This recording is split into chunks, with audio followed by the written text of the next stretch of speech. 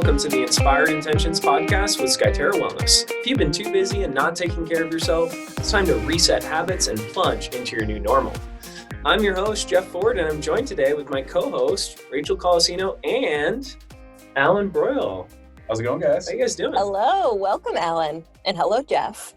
Hi, Rachel. Hi. So let's get this started. I have a little picture to paint for you, and it's what's happening for me right now. So picture this. You're working from home, and your workspace is a few steps away from where you eat, which is a step away from where you prepare your food, which is 2 steps away from your couch. And you're sharing this space with one other person who's also working from home, who's on the phone, who needs quiet. So it's a little chaotic right now. It sounds like a nightmare. Yeah, no doubt. We're working through it. How big is your apartment? I know your apartment in particular is like what, 100 square feet? Something That's what it feels like. You just definitely painted a picture of that for sure. Yeah. So how is it going working from home for you guys when you're doing that? That's pretty good for me. I have a dedicated office, and I don't live with anybody, so I have the whole space to myself. He's super particular. You will never have a roommate. You try to ask this guy if he wants a roommate, and our executive producer never wants a roommate. Yeah, I'm solo, so working at home is pretty seamless for me. I've been doing it for a long time. Okay. Well, in my case, this is very different because normally I'm at the retreat and, either going to a class and then going back to the office, class, back to my computer. And at our current location, I tend to not have one place where I'm ever doing work for more than 1 to 2 hours at a time. So yeah, it's been a huge transition for me to be actually at my house doing work for 3 to 4 hours, or occasionally traveling over to our new location to do our podcast recordings like this, and to keep up with some of the content that we're able to produce in this downtime. Yeah, totally. Yeah. So what we're doing today, guys, and we should probably introduce the topic, is just knowing how different things are in the world right now. We're definitely in a new normal, and there are a lot of people working from home, sharing spaces, having to take care of kids and staying safe and staying healthy. So we just wanted to do this podcast today to give some tips on working from home and just kind of pool our brains together and see what we can come up with. And we invited Alan. So the pooled tips are going to be epic. Is how I'm feeling about this. Oh, yeah. Yeah. And recording it, the video portion. Yeah. So this is different too. So we're doing this by Zoom. We're recording it as a video, which Alan's going to take the audio from and publish it to our regular podcast feed. And then we're going to also publish this video. So everything's new. And this is Rachel's first time on the moon as well. Right. So if you're watching the video, my background looks like I'm in outer space. It was either that or have you look at the inside of my at-home sound booth, also known as my closet. That's great. Hey, I think times like these, creativity comes through the woodwork from all different angles. So I'm proud of ourselves. Yeah, it's key for sure. Yeah. Rachel, don't we want to thank all of those workers who aren't working at home currently, just for all our hospital people, our armed forces, everybody who's doing their part right now to still be out there during this pandemic? Yeah, I think that's really important place to start, which is I think that we have a luxury of working from home right now, and there are a lot of people who don't have that luxury. So maybe we even dedicate this podcast to them. So anyone who's not able to do that, like you said, healthcare workers, grocery store clerks, food delivery people, gas station attendants, all of those essential services. Just thank you so much for taking care of us. We appreciate you. Absolutely. Yeah. Cool. So where do you want to start, Rachel? So let's start with maybe some roadblocks. Yes. So I would say, let's start there and see if they sound familiar to anybody, and then maybe kind of work from there, just see what kind of tips we can come up with. And I know I've got one. Yeah, you go ahead, Jeff. Sorry, I'm a chronic interrupter, especially on our video podcasts. Like when people with their computers, they tend to have multiple windows open at every one time. And so I think especially when you're like glued to a computer during a time period like this, where you have 6 to 8 hours, you don't necessarily have to be going to meetings or talking to people randomly, that it can be really typical to have every window open on your screen, including like your email, which I think is a big offense. Oh yeah. Yeah. Especially if you can see like as new emails come in, that's really distracting. Yeah, like, are they giving prizes to people who respond to emails the quickest? Like, have you guys gotten like awards for that? Because I think that's just an interesting use of like our office time, in that becomes very inefficient if we're starting to try to do multiple things all at the same time, and then to also be responding to email along with that. Yeah, that shifting in tasks I know is something that we've talked about before that can just break your distraction, break your concentration, and that includes switching between tabs on your computer. Yeah. Do you have any Do you have roadblocks, Rachel? Well, I was just going to say, do you have how many tabs do you typically have open? Like, do you cap it at 3? I might be in the range of like 3 to 5 tabs, but Mm-hmm. usually at least 2 to 3 tabs are related to that Yeah. specific task at hand. So I think it's just, put limits. You might have to have multiple tabs open to be working on the project or working on whatever you're trying to execute for that day. But yeah, I think 5 is a good number, 5 or less, kind of like Yeah. 5 or less ingredients in food as well. Oh, Just yeah. throwing that out there. And I How know, about you, Alan? yeah, for me personally, when I'm doing a lot of like video and photo work, so I'm doing a lot of uploading and things like that, going back and forth between tabs is kind of crucial, especially when I'm sitting there waiting on something to upload to, say, Google Drive or something. Having nothing but work tabs open is important for me, because I can get so easily distracted going to click on this tab here, and then all of a sudden I'm on something that I had open while I was taking a break, and I get distracted and it completely throws off my efficiency. Mm-hmm. So just making sure that those 3 to 5 tabs are nothing but the stuff that you really need to focus on, I find that key for me. There's a relationship with all the tabs. Very much so. Yeah, makes sense. I think for me, my roadblock is I'm always afraid that people who need to get a hold of me aren't going to be able to get a hold of me. So I will. We're always able to get a hold of you. You know how we figure out how to find you, even when we are off the radar. Yeah. I think so. I'm like, I find myself constantly checking just to make sure, because I have my phone on silent. But I think just like what's helped me is just communicating with people like, hey, I'm going to be working on this project heavily for the next 3 or 4 hours. Like, if you need me, if it's urgent, send me a text. Otherwise, like I'll get back to you when I'm done. So that communication. You give them a heads up of your priorities. So if they are trying to reach out to you, they have kind of a timeline of when is best to contact you. Yes. Yeah, that's crucial. And maybe because you work from home pretty regularly, despite this circumstance, you work from pretty regularly and remotely for our business. So I'm sure it makes sense for you to want to be really connected for if our executive producer needs you or anybody on our team. That's right. You. That's right. Yeah. Cool. Yeah. So what about you, Alan? Any roadblocks for you? Oh, I know one for you. Shoot. Go ahead. What is it? Alan, you do not take a lunch break. Oh my gosh, he chronically offends that. You rarely see this guy eat. I know. I'm really bad about, if I am eating, also working through while I'm eating. Mm-hmm. I don't separate that time out. I'm totally aware of this. He calls me out on it all the time. I don't think he's alone in this, though. I would say there's a pretty large percentage of people who are more that desk jockey, who do eat just because they might be in the flow of their project too. Yeah, and it's easy for me to be working on something and have something uploaded, and then while something's uploading, eat and still kind of be editing maybe one image or something like that. So I kind of tone it down, I guess, with my focus, but I need to really focus and take that break. I have found, that's important. That's definitely a roadblock for me. Yeah. Sure. Like we've talked about before, when we batch our podcast recordings together, we take those movement snacks in between, but you need a food snack too, Alan. Yeah, no, totally. Yeah. It sounded so motherly, Rachel. Well done. watching out. I think it's a nice thing, like it splits up the day too, like specifically with lunch, like getting that longer 30 minutes can be helpful versus even just those quick 10 minutes breaks, which is clearly a tip for working at home, is to have more of those probably throughout your day as well. Yeah. Yeah.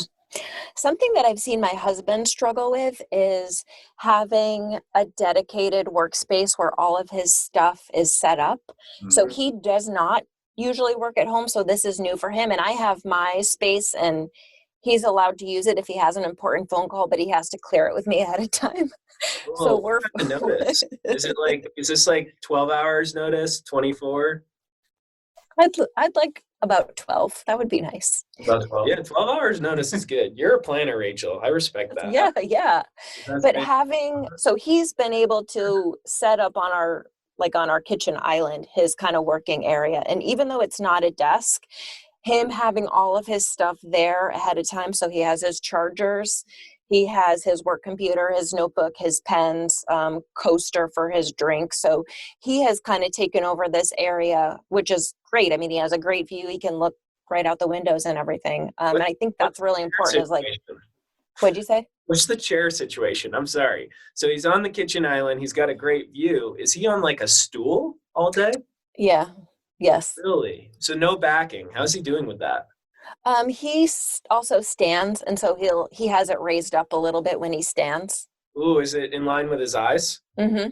Perfect. Because Yep. do you know if you tilt your head just 30 degrees, like down, you're going to get like tons of pressure on the back of your neck, which can actually lead to imbalances in your posture and just That's right. overall neck pain, which is That's not right. good. That's right. So I'm hearing you say too, having your space set up so that it's ergonomic and that your body's in a good position is going to be super important. So you're going to want your monitor like just below your eye level. You want your elbows to be able to be at 90 degrees, right? On your Crucial. side. Sounds Yeah. like your husband's doing a great job too. Shout We're out. working on it. Yeah, we're working on it. That's awesome. Good. Something that I have that actually your wife was really excited to hear about, Jeff, was I have this little self-care basket. So I keep it next to my computer. It's like lotion, mints, lip balm, some other stuff, just like right next to my desk, just to remind myself to take care of myself during the day. That's really cool. Alan, could you tell us what's in your self-care basket that's close to your desk? It looks like a bottle of water right He's got an empty bottle of water over here and some remnants of a food bar. Oh, wait, I see it. There's a latte cup on the ground. Oh my gosh, you wish this guy would pick up his stuff. Now, Rachel, do you think that helps you from getting distracted, like taking breaks to go get those small things that you need throughout the day? Yep. That's probably a big part of it. Yeah.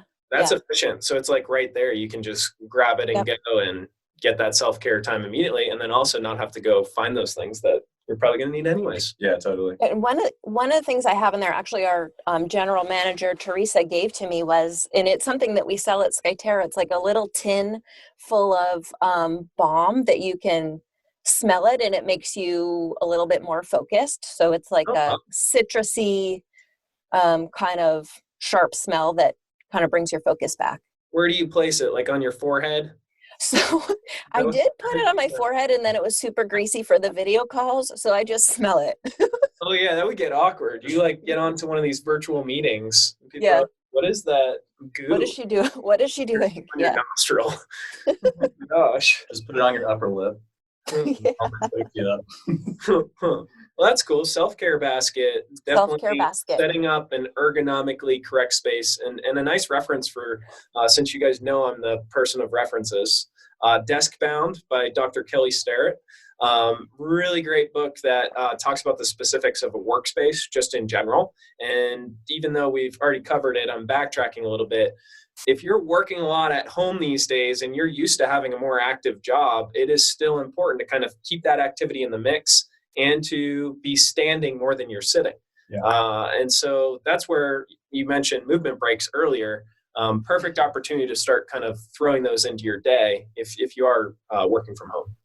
Yeah. Do you want to talk about scheduling? Scheduling in general, you mean like beginning of the day first? You want to start there? Yeah, I think so. And maybe, I mean, we already talked about how important it is for Alan and everybody else to take lunch breaks. Mm-hmm. Let's also talk about how you can build in, like what you were just saying, the movement, especially if you're used to having a more active job. Gotcha. So I guess just overarchingly, might have said that word wrong. Who knows? No, I think it's great. Is that right on? Cool. Yeah, I think you got it. Cool. Yeah. I mean, it's all this working from home that my language completely changes. I'm sure our listeners are experiencing this. Anyways, I think it's really important to just be clear, overarchingly, what's your start time and then what's your end time. Yeah. So I think it's so crucial to still do that same morning routine that we've spoken about in previous episodes. And then to really have that hard start time and that hard end time, which I think is maybe the more difficult of the two. In between there, I'd almost say every 1 to 2 hours throughout your day is to do one of these movement snacks, as we call it. So this could be get outside for 5 to 10 minutes. This could be do some push-ups, do some squats. It could also just be walking around your house. In Rachel's case, walking around 100 square feet. So you do 30 circles if you're in Rachel's shoes.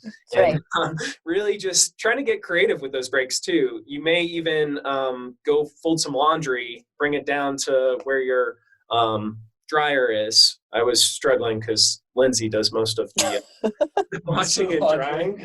But yeah, I think working in some of those home tasks, even though you still want to be really focused on your work and not taking drastic amount of time off for your employer's sake. But that is a cool thing that we do have the opportunity to do with those breaks, is to take 5 to 10 minutes to just pick up the house even. Yeah.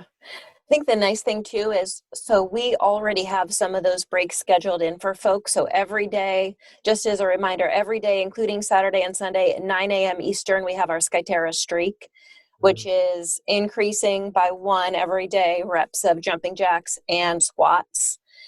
And then we've been doing live classes too at 11 a.m. on weekdays, fitness, yoga, what we were hoping was going to be a podcast, but that's okay. That's okay. We have the live webinars too with dietitian. Yeah, and they're only 30 minutes, so it's a great time to kick back, maybe get that food in that I miss all the time, and then get right back to work. Yeah. I think too, something that I've done just from working from home for a while is just being really purposeful. Not only like what you were saying, Jeff, about a start and end time, but what I do at the start of my workday and what I do at the end of the workday. So I'll start by reading a couple of pages and I'll end by organizing my desk and getting set up for the next day so I can hit the ground running. No matter what you do, I think it just signals to your brain all right, this is what I'm going to do. It's the beginning of the day and then I'm done. This is my closing ritual. It feels really like a really good way to put an end to the day. Sounds like having a routine around each of those the start time and the end time. Yes. Yeah. I definitely try to. My start time is probably better than my end time. I wonder. I don't think our executive producer ever has an end time. Who knows? With all the work, I feel like he doesn't. Always go. My start time though always begins with my hard copy planner. So I immediately go to my planner. I think I've even seen Alan do this too. Is I'll just try to jot down that big 3 for the day that I've spoken about previously, just to really nail down that when I do look back at that planner at the end of the day, I'm hoping I've checked at least those 3 boxes. And then as the day goes, I'll often see myself adding to someone needs to hop on a call or I need to expedite doing this project versus another. It may sort of change, but setting that game plan is really important to probably check in with during that hard start time. Yeah. Oh, yeah.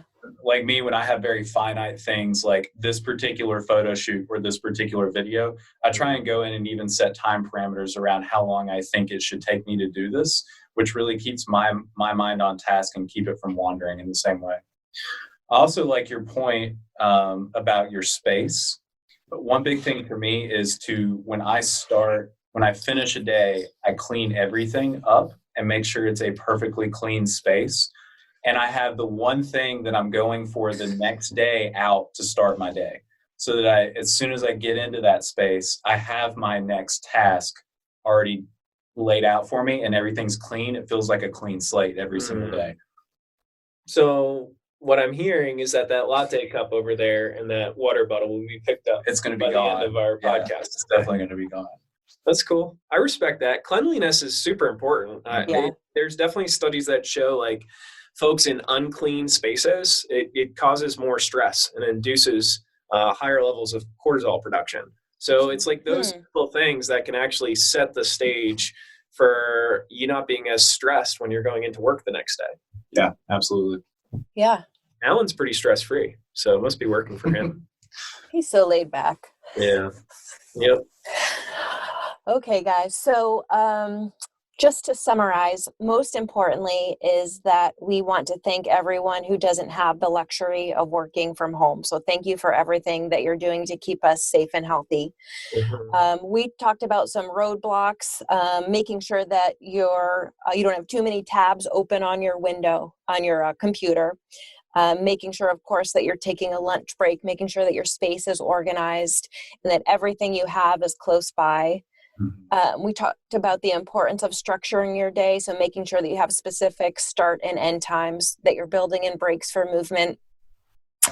And we also talked about the self-care basket. Yeah, I'm gonna create one. I'm sold. Yeah. Okay, Alan and I can't wait to share with our listeners our self-care baskets. They're gonna be quite different than Rachel's, I assume. I think it's going to be way different. I think I might put like beef jerky in mine or something. Because I feel like I often go to the grocery store for some self-care and I'm like, I'm gonna get some beef jerky. Just super random. Yeah. They're little squishy stress balls. There you go. Oh, yeah. I know. I like the ones that look like a brain too. Yeah. Those are cool. Squeeze. Yeah. You know what we're talking about, Rachel? I sure do. All right. Hopefully this adds to your summary. It does. Did we miss anything? I don't think so. Okay.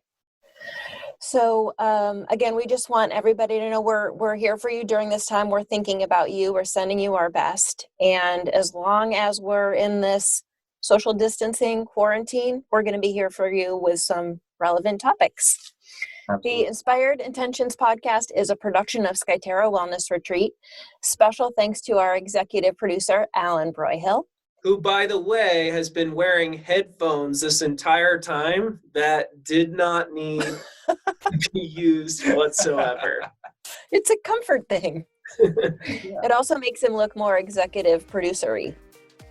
True. Great work. Send us your questions and comments to inspiredintentions@skyterrawellness.com. Subscribe on iTunes and everywhere podcasts can be found. If someone you know might benefit from this podcast, share Inspired Intentions with them and give us a 5-star rating. Join us next week as we cut through the unrealistic noise on diets and fitness and show you how healthy living fits seamlessly into your already busy life. Thanks for listening.